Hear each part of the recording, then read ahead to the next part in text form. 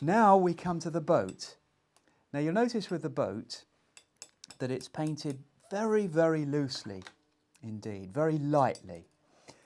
Now the boat itself, the bottom of the boat, is almost exactly horizontal with the water. And I'm going to paint it in two stages. I'm going to paint a light colour, which will be a burnt sienna, and then I'll paint a dark colour over. So using the natural point of the brush, just gently wash the boat in. Brush it in. It's very close to the water line, not very high at all. There's the back of the boat overhanging. And now the figures. Now one thing about figures in boats is they tend to be sitting low, almost crouching, and the rower got a tiny head there, and he is leaning well forwards. So there he is, he's leaning forwards, and the person in the back of the boat, remember, one false move in a rowing boat and you're over. So people adopt these cautious, crouched stances, sitting down, of course. So there we are, there's the person in the back, crouching forwards. And that's our rower with a person in the back of the boat. Now we've got that bone dry, we can get just a little touch of detail into the boat. We're going to get this side of the boat, the inside, just by painting that and missing a tiny little line there. So now the boat has got some sort of detail and dimension. Nothing much, just a tiny little bit of detail. And when we come to paint the people, don't paint every last little bit. There we are, just a few lines. So now they've got a little bit of dimension because there's some light on them. Now the awkward bit is the oars. Now he's on the sort of, I suppose it's the forward stroke. He's bending forwards. The oars are going back, hence up in the air. His hand is about there where the point of my brush is. So there we are, a very thin line and slightly wider at the top. So there's the oar going back. Same again with this one. I've penciled it in very lightly there. It's got to point back toward his hand. The oar's coming right back. And there he is. That was a little bit bold, that line. I'm going to go and do that thinner. And that does show the potential hazard. So I'll get that bone dry again. Get plenty of deep, dark colour on the brush. There we go. That's the oar. Now we put the ripple in, the reflection, just by running it off the bottom of the boat like this. That's it. That's all we need. Just a few little touches. Now there's a reflection for the oar, a few lines like that, and a tiny bit of a wake, and we've got a tranquil scene with the rowers in place. The next thing are the trees. We'll brush in the trunks with a little bit of brown. This is an older tree by a lake. So the faster you can paint the trunks and the branches, the more convincing they'll look. So we just do these quick strokes, which will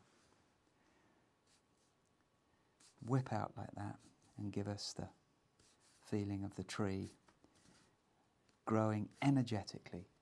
So these quite energetic strokes. Let the brush speak. Use the natural properties of the brush and do these quick strokes quite delicately. And then we can go back again with the dark. Again, I'm using a Payne's grey here, and we can darken parts of the trunks just by adding the colour to them. So there's a little bit of the lighter brown and the intense dark silhouetted black. carry on in the same vein. We just put these in. And now it can be easier if we use a rigger. And this is a number 2 rigger.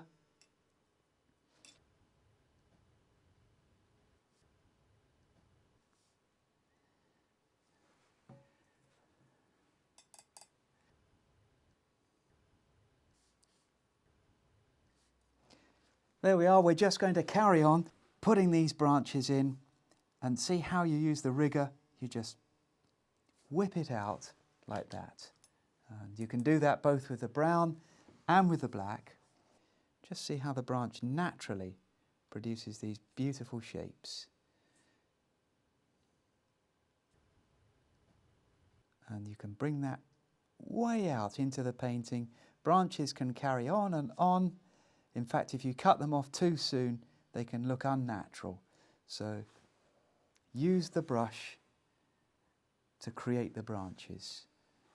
You can always practice and see what you can do.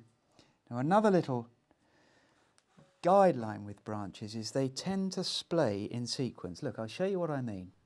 They go up and in all the way around a sort of fan shape. They converge, and then again they widen out.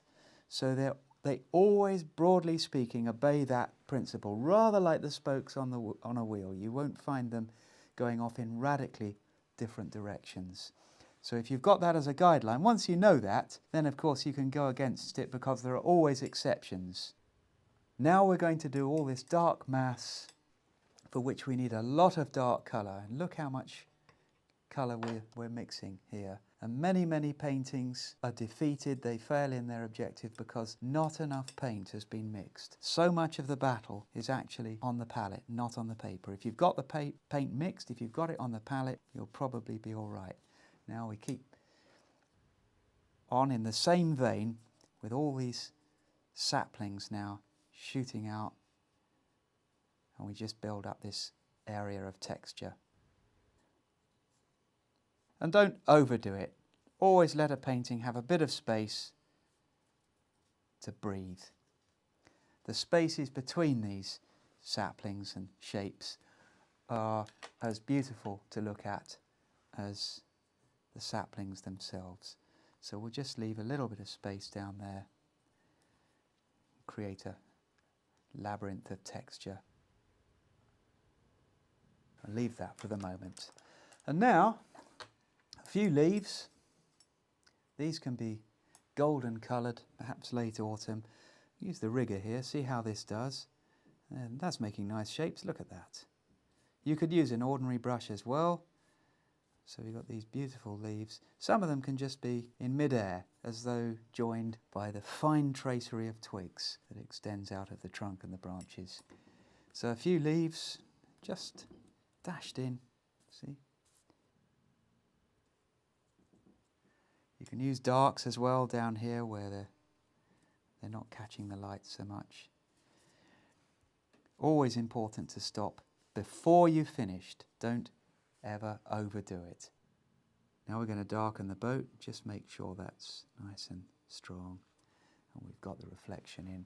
Now we've just about finished this painting, but there's one more little trick that will make the water look wet. It will give it a kind of depth and expanse, and it's this. Put things floating.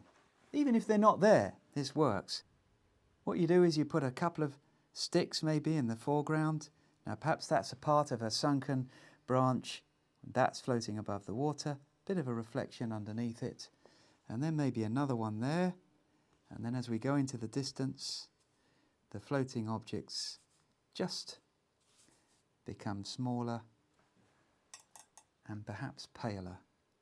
So smaller and closer together, and we just begin to get that feel of a mass of water. And then another little trick is to just have a streak of light across the water, perhaps the wake of a wildfowl or a scuff of wind. So we'll just drag the point of a damp brush across like that. There, look at that. So we've got a little streak running across the water, more or less horizontal, quite pale in places. And then you can also drag dry brush like that. And that just puts a little bit of a surface onto the water. And you can even, where that comes off the painting there, add a little bit of dark so it doesn't just suddenly stop. So now I'm just going to take off the tape around the edge of the image. And again, I always pull it backwards and away. That means that if I pull it away from the painting and it rips the paper, it won't rip the painting itself. Now this is a very hard paper, very hard surface, Arches 140-pound knot, and this will never rip. But if you've got a soft paper, that technique will prevent you from ripping the paper. So, there we go. Rowers on a tranquil lake, a simple wash of colour, lots of different colours put in, contrasted with the darks, and the rowers are painted in very, very loosely with the point of a sable brush.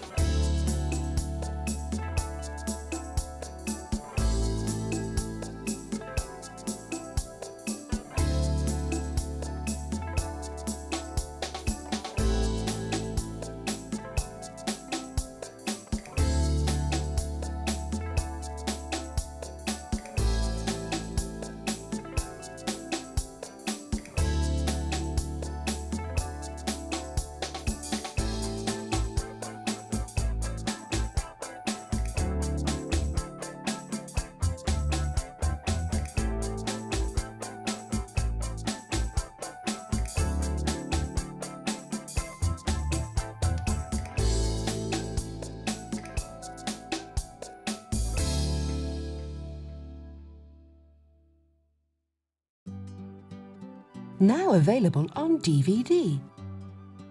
Try these techniques yourself at home whenever you wish. The extended version of today's workshop is now available to order on DVD from the Painting and Drawing channel. For further information and to order your copy, go to www.paintingdrawingchannel.com.